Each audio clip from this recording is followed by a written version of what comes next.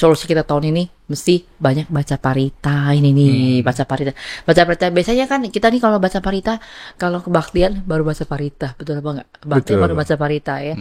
Nah, padahal parita itu bagus sekali ya kalau Mak Buddhis bagus sekali ya. Bukan cuma menguatkan sada ya, tapi kalau ada parita-parita perlindungan kan kalau kalau dalam agama Buddha kan banyak sekali parita perlindungan itu banyak ya.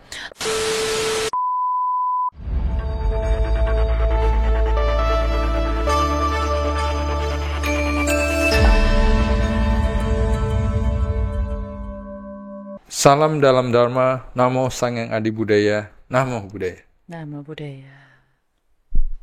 Pada kesempatan yang berbahagia ini kita kedatangan tamu spesial ya, Ibu Venita. Gimana kabarnya Bu Ven? Baik. Dengan narasumber, bukan narasumber, dengan host yang juga spesial ya. Terima kasih. Iya. Apa nih yang bisa kita diskusikan hari ini nih Bu Veni? Iya. Tahun baru ya. Biasanya kalau tahun baru itu orang selalu bikin resolusi. Wah, Iya. Niatan resolusi itu apa ya? Tapi bukan aditana dong, bukan ya. Ya, resolusi. Jadi hari ini kita mau bahas 10 resolusi di tahun yang baru untuk bisa mendapatkan hidup yang lebih bahagia. Nah, gitu. Banyak sekali ya. Banyak sekali ya. Pasti. Tadinya mau bikin 12 makanya tadi. Wah. Maksudnya sebulan satu gitu. Kalau nggak bisa sekaligus sebulan satu. Oh iya. Ya. Ya 10 ini pasti angka hoki ini. Oh, luar biasa. Oke, mungkin silakan. Apa resolusi yang bisa kita buat nih di tahun baru ini? Baik, resolusi yang pertama deh ya. Yang pertama adalah kita mesti menggenggam positivity ya, dan membuang negativitas ya. Artinya sehari-hari tuh kadang-kadang kita tuh merasa aduh kayaknya saya nggak bisa lah gitu kan. Aduh kayaknya sayanya sial lah atau gitu-gitu ya. Semua kata-kata seperti itu ya, kata-kata pesimisme ya, kata-kata yang discouraging ya, kata-kata yang tidak bersemangat ya. Itu semuanya kita mesti tekadkan, mesti dibuang. Nah, jadi kita jangan ucapkan kata-kata seperti itu. Ya, sebaliknya yang encouraging ya, yang spiritful ya, yang optimistic itu yang mesti kita tampilkan. Ya. Itu ucapkan ke diri sendiri atau ke orang lain ya? Ucapkan ke diri sendiri. Diri sendiri ya. Diri sendiri. Ya. Ke orang lain nggak perlu nih. Kalau orang lain ya mestinya pastilah ya. Iya, pastilah ya. Iya, perlu juga pasti. Ya. Tapi ini yang resolusi ini kan untuk diri sendiri nih. Jadi ini untuk diri sendiri gitu. Oke, jadi menjadi orang yang positif ya. Iya, menjadi orang positif. Optimis ya. Iya. Dan sebenarnya 10 resolusi ini kan sebenarnya berkaitan dengan dhamma nih, sebenarnya ada kaitannya dengan dhamma juga. Kalau kita misalnya kita udah ngomong dulu misalnya, aduh, sayanya tuh gimana ya, saya nggak bisa lah ya, sedih banget nih kayaknya, hidup ini kok begini. Kalau kesedihan itu udah aku salah cita ya kan. Oh ya. Iya, aku salah cita. Iya, bukan aku salah cita. Iya, banyak yang belum tahu juga kali dari para audiens nih, belum tahu juga bahwa kesedihan tuh aku salah cita. Aku salah. Iya, aku salah loh. Jangan dikira, aku salah itu marah-marah. Aku marah-marah ya aku salah, tapi kesedihan aku salah loh. Iya, jadi kita tuh jangan ini yang aku salah. Yang justru aku salah, misalnya, aduh hebat, great, I'm great gitu. Jadi I'm great. Makanya hari ini juga pakai baju yang ceria nih, iya, tahun baru. Tahun baru ya. Iya. Ya, aku benar aja ya, bukan aku salah ya. Iya. Oke, kalau yang resolusi yang kedua apa nih? Yang kedua ya, masih berhubungan ya dengan tadi ya. Tadi kita tuh jangan yang negativity tapi positivity. Jadi jangan hidup ya dari opini atau pendapat orang lain. Nah, jangan hidup berdasarkan opini pendapat orang lain. Oke. Jadi sebaiknya gimana? Nah, jadi kan misalnya kita ambil satu contoh aja, misalnya podcast ini ya. Podcast ini kan pasti ada yang misalnya usulkan, oh ini podcastnya mesti misalnya FND-nya ini hostnya ini mesti diganti misalnya. Iya. Misalnya mesti diganti sama si A gitu kan. Nah, tapi ada juga orang lain kan yang bilangnya, enggak lah, itu yang ini Pak Effendi udah bagus nih, bisa membawakannya begini gitu kan. Bisa menggali, mengorek-korek narasumber dan sebagainya kan. Jadi kalau pendapat itu kan berubah-ubah terus kan. Betul. Berubah-ubah terus kan. Iya, semuanya tidak in kontinuitas kan gitu kan. Buddha juga bilang semuanya itu tak kekal ya. Pendapat kita tuh berubah-ubah juga. Kita sendiri aja kadang mau makan di sini ya. Tapi baru lihat di situ kayaknya itu enak. Makan situ aja deh. Baru dalam hitungan 1-2 detik tuh berubah. Nah, jadi kalau kita tuh selalu hidupnya berdasarkan pendapat orang, opini orang ya. Mau ngikutin kemana ya?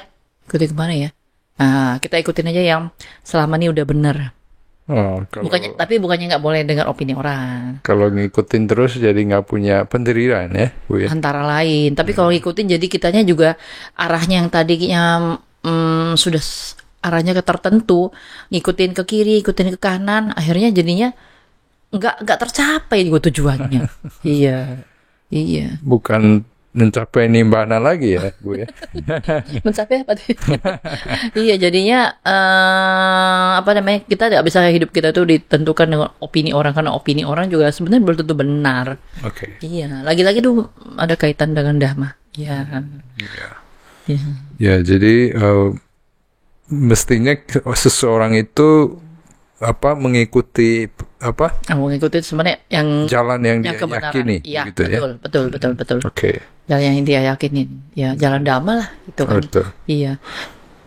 Oke, selanjutnya apa? Yang berikutnya? Selanjutnya ini ke mindfulness dulu, ya gitu ya. Nah, jadi kita tuh di tahun yang baru ini mesti lebih mindful gitu ya. Mindful yang saya mindful tentang makanan, minuman, gitu. Jadi makanan, minuman itu berkaitan banget dengan kesehatan kita dan berkaitan banget dengan hidup kita loh sebetulnya loh. Oke. Iya, berkaitan dengan hidup kita. Jadi kalau memang Anda itu udah dilarang makan ini, minum ini, misalnya ada sakit lambung, ya udah jangan minum kopinya itu yang nanti bisa bikin lambungnya tuh terpengaruh gitu. Oke. Ya, mesti stop itu. Ya, masih berkaitan dengan dhamma ini sebenarnya. Oke. Iya. Oke, jadi mindfulness terhadap makanan, makanan, minuman gitu ya. Yang dulunya biasanya kayaknya loose banget sama, ya udah gue mau makan apa terserah, gue mau minum apa terserah. Nah, mulai tahun ini mesti punya resolusi apa-apa yang sudah tidak bisa. Oke. Jadi perbanyak makan sehat, kurangi makanan yang jorok gitu ya. Ya, oke. Berkaitan nih keempat, mindful juga. Oke. Mindful juga, tapi mindfulnya pada belanja. Oh, belanja. Pada belanja. Ya, bukan cuma berkaitan dengan ekonomi, tapi itu sebenarnya kalau mindful itu kalau kita penuh perhatian dengan apa yang kita makan, apa yang kita minum, apa yang kita beli gitu kan, apa yang kita pakai sehari-hari ya, itu sebenarnya berkaitan dengan kita tuh penahanan diri sebenarnya, enggak mengumbar nafsu kita, selalu ngikutin nafsu indria. Pergi ke toko, lihat ini bagus ya, tas atau pakaian atau sepatu, mesti beli itu. Padahal di rumah udah satu lemari misalnya gitu, sepatu udah satu lemari. Nah, itu mindfulnya lebih ditingkatkan. Iya, karena kalau itu nurutin sebenarnya ikutin nafsu indria doang gitu. Iya. Oke. Terus manfaatnya apa kalau kita mindful dalam berbelanja? Manfaatnya dari segi keuangan udah pastilah ya. Oke. Nah, manfaatnya adalah kita tuh lebih bisa penahanan diri bahwa sebenarnya ini sebenarnya saya butuhkan apa tidak sih? Ini sebetulnya emang saya butuhkan atau saya cuma keinginan. Nah, kalau kita selalu ikutin keinginan kita sebenarnya ya itu, jadi kita tuh kontrol sama diri kita sendiri, kontrol sama mengikutin atau tidak mengikutin nafsu keinginan itu. Nah, itu yang mesti lebih ditingkatkan. Iya. Contohnya kan nih kalau orang atasila di hari uposata itu kan juga sebenarnya penahanan diri tuh. Penahanan diri itu. Betul. Misalnya salah satu silanya kan tidak boleh makan setelah lewat tengah hari ya. Nah, itu kan jadinya kita tuh menahan diri. Menahan diri bukannya mau diet nih, bukan. Ya, bukan mau diet ya, tapi penahan diri terhadap kita tuh ngikutin nafsu indra. Nanti kadang-kadang malam-malam lihat orang jualan gitu kan, pengen aja, oh nih kue tiaw nih enak nih, mampir gitu beli gitu kan. Nah, atau yang lain, oh nih lihat di toko kuenya tuh begitu bagus banget hiasannya ya, rasanya juga rasa yang terkini gitu kan, pengen beli. Tapi kalau ingat ya, oh, saya lagi atas sila. Nah, jadi penahanan diri itu, kontrol terhadap kita tuh selalu aja ngikutin nafsu indriya kita. Ya, yang mana Buddha juga kan selalu ajarin sebenarnya kita tuh belajar berlatih gitu, jangan selalu ngikutin nafsu indriya kita. Bukan kita yang dikendalikan nafsu indriya, tapi kita mesti punya kendali. Iya, betul. Apalagi kan ekonomi lagi nggak bagus ya. Betul. Ya. Itu kalau dari hubungan dari segi ekonomi. Ya. Lagi mau naikin PPN tapi nggak jadi. Ya. jadi. Tapi sebagian. Tapi itu topik yang lain ya. Mesti bikin satu podcast lagi. Ya. Oke. Tadi sudah ada 4 ya? Sudah ada 4 ya. Okay. Ya. Yang selanjutnya apa? Lanjutnya, nah tadi kan mindful membeli ya. Mindful membeli, tapi kita di rumah kita lihat juga ya. Kadang-kadang barang-barang tuh udah begitu banyak ya. Apakah memang barang-barang itu pasti juga kita tuh membutuhkan apa enggak? Sebenarnya misalnya pakaian ada yang kita udah masih bagus tuh, tapi udah lama ditaruh aja di lemari ya, hanya jadi bukan penghias lemari lagi gitu ya, pemenuh lemari gitu. Nah, itu apa sebaiknya disumbangkan gitulah, disumbangkan, dikasih orang atau dikasih keluarga juga boleh, kasih ke adik juga boleh kalau masih bagus, misalnya blazer atau apa buat orang ngantor, orang kerja kan juga bisa kepake ya gitu. Nah, jadi bersih-bersih rumah ini. Bersih-bersih. Iya, bersih-bersih termasuk satu barang-barang yang sudah kurang layak ya, layak. Nah, itu mestinya disingkir-singkirin. Karena itu juga bawa energi negatif loh, katanya. Betul. Bawa energi negatif. Ya, gitu kalau barang-barang yang udah rusak gitu kan. Nah, kedua barang yang masih layak. Tapi kita lihat sebenarnya kita tuh masih butuhin nggak sih? Kita tuh masih nggak sih butuhin baju satu tumpuk atau 2 tumpuk atau 3 tumpuk, atau mungkin wardrobe-nya sudah sampai panjangnya berapa, masih nggak sih? Nah, coba kita tuh kosongin kalau ini baju mungkin udah dulu pakai 2 tahun 3 tahun pakai, tapi sekarang mungkin 2-3 tahun terakhir ini sudah nggak pakai. Karena apa? Udah ada yang lain. Jadi yang itu mau disingkirin saya, karena selalu mikirin, dulu kan belinya mahal gitu kan. Nah, tapi dengan kita belajar lepas kayak gitu, itu belajar let go juga sebenarnya. Oke. Let go. Termasuk barang-barang yang punya nilai memori. Nah, itu termasuk loh. Nah, itu. Termasuk itu. Iya. Misalnya ya. Misalnya lah surat cinta dah gitu kayak gitu dah misalnya tuh ya, dari pacar yang dulu gitu kan. Karena kalau lihat dia buka satu bagian atau satu laci, dia ini surat cinta dulu tapi mau dibuang gitu kan. Aduh, ini memori gitu kan. Nah, tapi dengan kalau kita buang itu ya, kalau kita buang, orang pikir jangan dong dibuang, itu kan memori ya. Tapi sebenarnya kalau kita buang itu, memorinya kan tetap ada. Memori tetap ada loh. Ya, jadi beda loh. Barang dan memori itu beda loh. Bener gak? Kalau dibuang, barangnya tetap ada kan? Memori tetap ada kan? Tetap ada. Iya. Jadi kita bisa buang. Betul. Nah, dan kalau dibuang tuh sedikit banyak, kita tuh sebenarnya ya membantu melepaskan kemelekatan kita dengan masa lalu. Iya. Coba deh. Function aja ya. Coba deh itu kayak gitu. Iya, yang mungkin memorinya mungkin baik, tapi sudah tak ada lagi gitu kan. Betul. Nah, tapi mungkin juga tidak terlalu baik gitu kan. Nah, kalau kita lepaskan, entah itu mungkin buang, mungkin kasih orang, jadi kita sedikit banyak udah itu that's in the past gitu. That's in the past. Ya. Ya.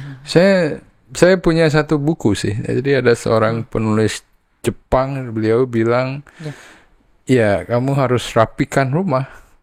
Ya, merapikan rumah yang nggak dipakai ya dibuang atau disumbangkan. Itu bisa mengubah hidup Anda, beliau bilang begitu. Dan saya juga percaya itu. Iya. Iya. Karena rumah kita itu kan bisa jadi juga mewakili dalam diri kita ini ya, diri kita yang ada di dalam gitu, yang kita mungkin tidak sadari gitu ya. Rumah kita atau kalau skop kecil kamar kita gitu ya. Betul. Kalau kita masih tinggal di rumah orang tua, artinya ya kamar lah kan, kamar representasi your life lah gitu. Gitu sih. Nah, ya itu sangat menarik. Iya. Boleh dicoba di tahun 2025 ini melepaskan buang-buang hal-hal yang sudah tak diperlukan lagi. Iya. Feng shui rumah makin bagus gitu ya. Oke, yang selanjutnya apa lagi? Selanjutnya resolusi nomor 6 ya jadi ya.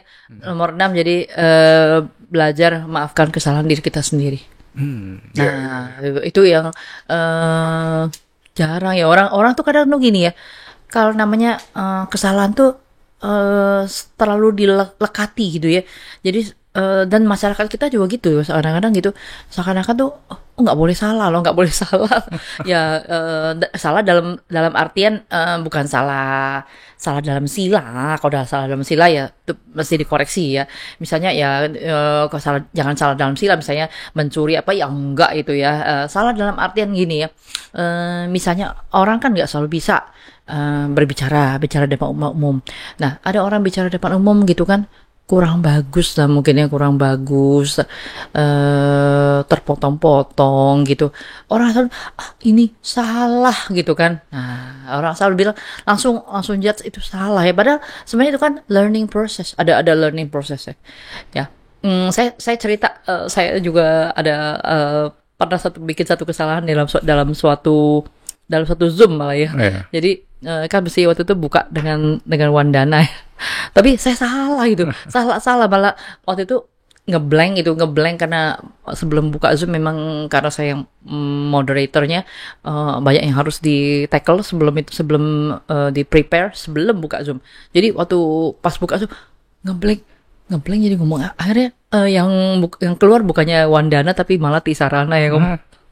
Iya, malah ngomong gitu. Nah, tapi kita pikir salah lu salah. Kita pikir itu salah itu tidak boleh. Sebenarnya tidak apa-apa. Tidak apa-apa. It's okay. Ya, belum lama saya dana makan ada satu biku loh, ini malah biku ya. Itu juga membuat kesalahan seperti itu. Mirip. Jadi dia waktu itu mestinya lanjut baca Pancasila, lanjut baca Wandana. Malah mau ke Pancasila dulu gitu. Tapi begitu Pancasila baru jalan kayak beberapa suku kata gitu, dia langsung sadar, akhirnya balik ke Wandana. Iya, jadi ini it's okay to make mistake ya. Bukan cuma masalah ngomong gitu, baca atau jadi pemimpin kebaktian atau ya mungkin Effendi sebagai host gitu kan, bawain acara gitu kan. Tapi apapun juga ya, it's okay gitu. It's okay. Di sekolah gitu kan, di kantor mau prepare report gitu kan. Mungkin di sekolah dalam hal ujian, ada blunder lah. Misalnya halaman belakang nggak dilihat soalnya akhirnya mestinya dikerjain 50 soal, ada cuma 40 soal. Dikira 40 soal, nggak ada 10. Ada 10 soal di belakang kayak gitu kan. Nah, hal seperti itu, it's okay. It's a learning process in our life gitu. Nah, jadi di tahun 2025 kita tuh harus belajar maafkanlah kesalahan sendiri. Itu it's okay gitu. It's very fine gitu loh. It's very normal gitu loh. Iya, gitu. Jadi supaya nggak menyimpan rasa bersalah. Betul banget. Iya. Sehingga kadang-kadang kalau udah rasa bersalah jadinya rasa ya itu yang ke nomor 1 tadi, negativity ya. Aku salah ya. Iya, aku salah. Iya, saya nggak bisa, saya kurang ini, saya kurang itu. Iya, tapi everybody make mistakes lah. Iya. Iya. Gitu. Nah, ya betul ya. Jadi supaya dia selalu bisa memperbaiki Ya, diri betul, gitu ya. betul. Ya. Oke, yang selanjutnya lagi apa nih? Selanjutnya always show gratitude. Gratitude ya. Itu yang tahun ini kayaknya kita mesti push ya. Karena kita itu kalau dalam hidup banyak sih ya sebenarnya orang-orang yang bantu kita, tapi kita tuh nggak sadari ya. Nah, di momen podcast ini aja kan ada siapa ya, orang-orang di background ya, misalnya kameramen gitu ya. Betul. Kalau nggak ada kameramen, kalau kameramennya misalnya lagi liburan gitu ya, kita mau bikin podcast, kameramennya masih liburan tahun baru, nah, terus gimana? Betul. Nggak bisa terlaksana.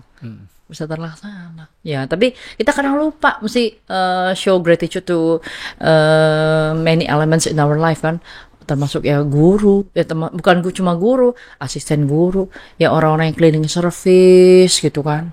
Nah, mereka yang di belakang layar kita tuh lupa gitu bahwa dengan keberadaan mereka itu bisa terlaksana semua yang kita jalankan dalam hidup gitu.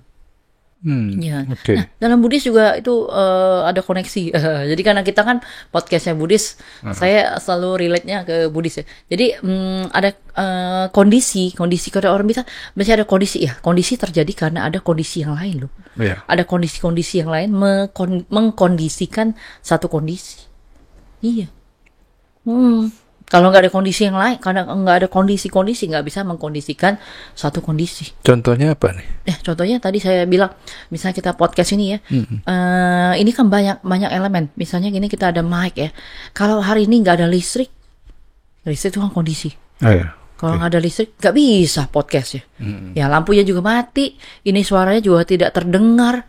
Nah, gitu. Nggak ada yang kasih makan. Iya, nggak ada yang kasih makan. Nggak semangat ngomong. Mesti terima kasih juga kepada yang hari ini sudah support makanan, sudah donasi makanan. Iya gitu. Ya, oke. Gitu. Jadi tahun ini mesti kita belajar. Mesti show gratitude lah kepada orang-orang. Gitu. Oke. Artinya mengucapkan terima kasih gitu ya. Iya. Mensyukuri ya. Iya, termasuk mensyukuri dan mengucapkan terima kasih. Oke.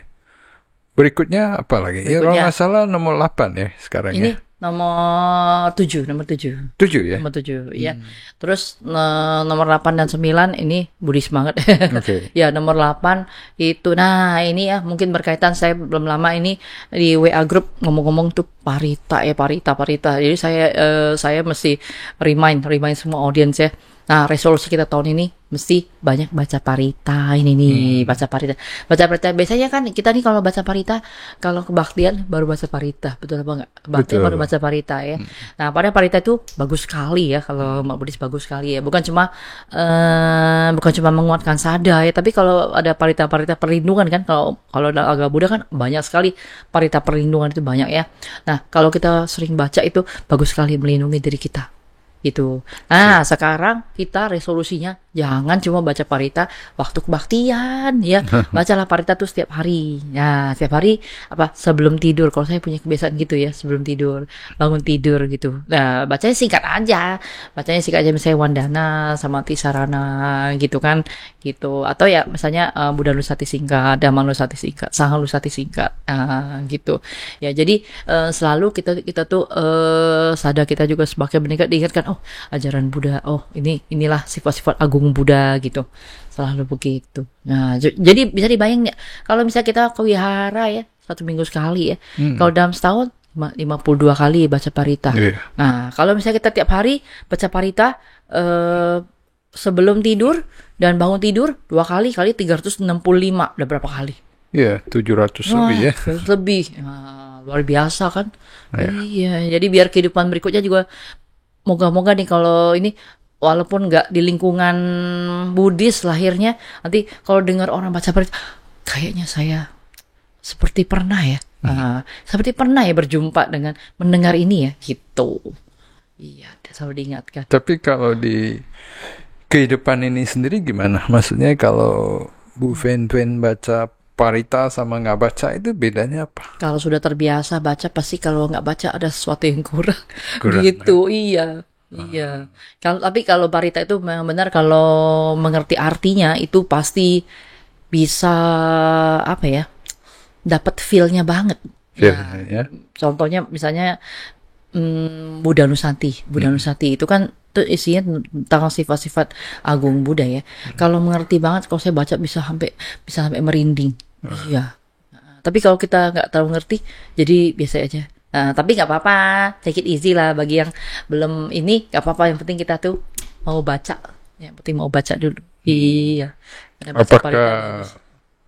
bisa membuat tidur makin enak mungkin di Iyalah, malam hari? iya Begitu pastilah, ya. pastilah, iya pasti.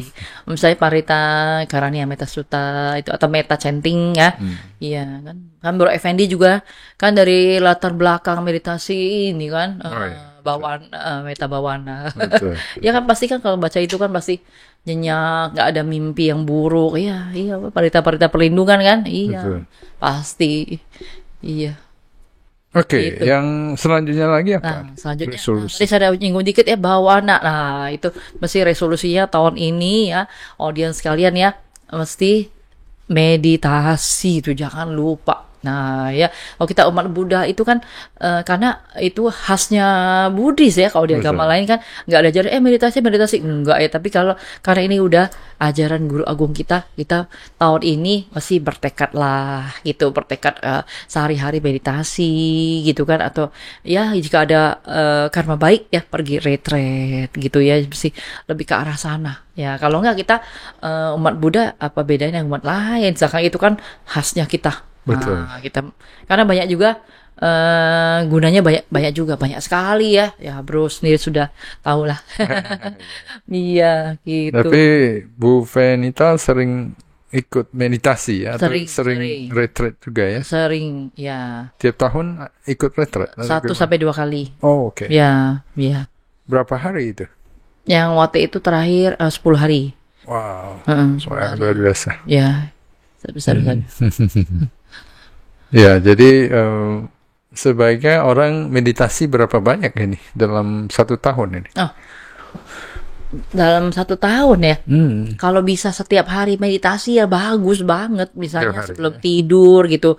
Meditasinya 15 menit juga udah oke lah. Di tengah kesibukan kita yang gini, yang padat banget ini, ya kalau bisa gitu juga udah oke gitu kan. Iya gitu sih. Iya, kalau bisa long retreat ya lebih bagus lagi. Oke. Gitu. Iya. Kalau pagi hari gimana? Oke ya. Oke juga. Iya. Tadi pagi juga saya menyempatkan ya. Oh iya ya. Iya, tadi pagi juga menyempatkan bangun tidur, aduh masih ngantuk, tapi harus memaksa diri kita ya, audiens ya. Jadi sahabat-sahabat Dhamma, kalau yang baik kita tuh harus memaksakan, betul atau tidak? Ya.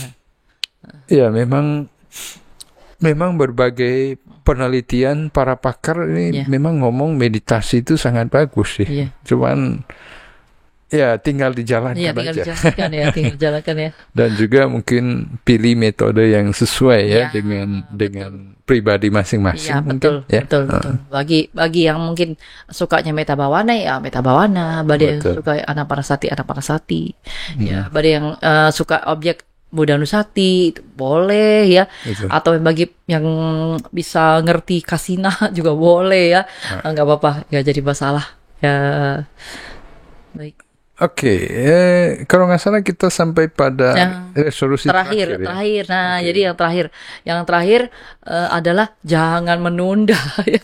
Jangan menunda apa? Jangan menunda yang tadi 9 ya, jangan menunda ya. Nah, jadi jangan, ya udahlah ya, ya udah besok aja terus minggu besok aja terus bulan besok aja, udah akhirnya habis tahun ya 2026 lagi. Oh, Ya, oke, jangan. oke. Jadi jangan menunda ya. Jangan menunda semua hal-hal positif yang bisa kita lakukan dalam hidup kita. Tadi kan yang pertama, makanya saya taruh di pertama, itu grab positivity. Nah, jadi terus throw away, buang yang negativity, buang yang negatif, buang. Ya, gitu. Yang paling penting jangan menunda. Iya, kalau menunda semuanya jadi nggak terlaksana. Tadi yang baca Parita apa juga jadi nggak terlaksana ya. Iya. Jadi gimana Iya. nih caranya supaya jangan menunda itu gimana? Mesti punya tekad kali ya. Tekad ya. Iya, bisa punya tekad kali. Iya. Tekad bahwa saya punya resolusi ini, saya tadi udah kasih 9 ya, 9 yang pertama, wah saya mau jalanin ya, saya mau jalanin hal-hal ini.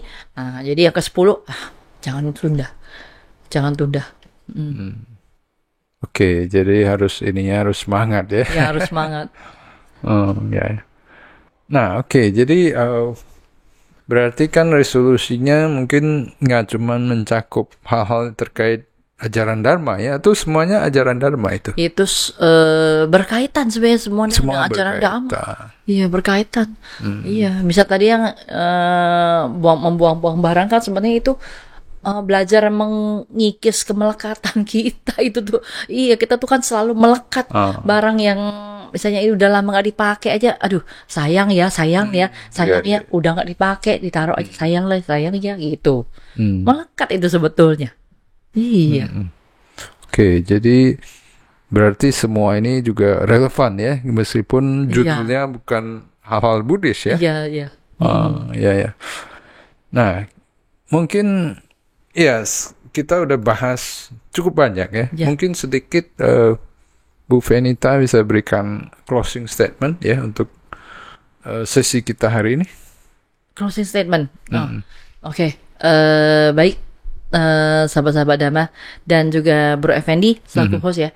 Jadi dalam hidup kita itu sebenarnya yang singkat ini ya, yang kita tak tahu pasti ini ya, sebenarnya banyak hal yang positif yang kita bisa lakukan ya, banyak hal-hal yang bajik yang kita bisa kumpulkan dan dilaksanakan di tahun yang baru ini. Jadi jangan cuma ganti tahun itu hanya nambah umur. Nah, tapi kita tuh mesti punya tekad ya untuk melaksanakan yang lebih baik ke depannya, menjadikan diri kita juga lebih baik. Gitu. Nah, kalau tadi sudah dikeluarin 10 resolusi, saya bilang itu untuk mendapatkan hidup yang lebih bahagia. Apa benar sih itu untuk mendapatkan hidup yang lebih bahagia? Benar ya, coba deh laksanakan deh. Nah, kalau kita buang-buang kemelekatan kita, kalau kita semakin menggenggam Dhamma ya, dengan misalnya baca parita atau meditasi ya. Nah, kalau kita semakin banyak berterima kasih dalam hidup ini, semakin banyak hargain orang, semakin banyak lupain kesalahan-kesalahan kita, itu jadi lebih bahagia nggak sih? Lebih bahagia, lebih damai kan, ya nggak lagi di apa ya, seperti tadi saya sempat ngobrol dengan Ibu Irma, beban yang kita selalu bawa ini dari tahun-tahun lama itu dilepaskan lah atau dikurangin itu. Luar biasa ya. Jadi Bu Fenita mengajak kita ya untuk mungkin menghargai ya hidup kita ini yang memang sangat precious ya, sangat berharga ya. Yaitu ya dengan poin beliau ya jangan menunda nih ya, harus segera bertindak dan jalankan. Mungkin nggak harus semua ya, tapi sebagian besar lah, sebanyak mungkin ya. Satu juga boleh. Oke. Satu bulan ini satu, bulan kedua udah dua, terus dan seterusnya. Ya, ini resep resolusi yang diberikan oleh Dr. Fenita ya. Oke. Ya, akhirnya waktu juga yang memisahkan kita dan mohon like dan subscribe ya untuk channel Budayana TV. Terima kasih untuk atensi teman-teman. Namo Sang Yang Adi Budaya. Namo Buddhaya. Namo Buddhaya.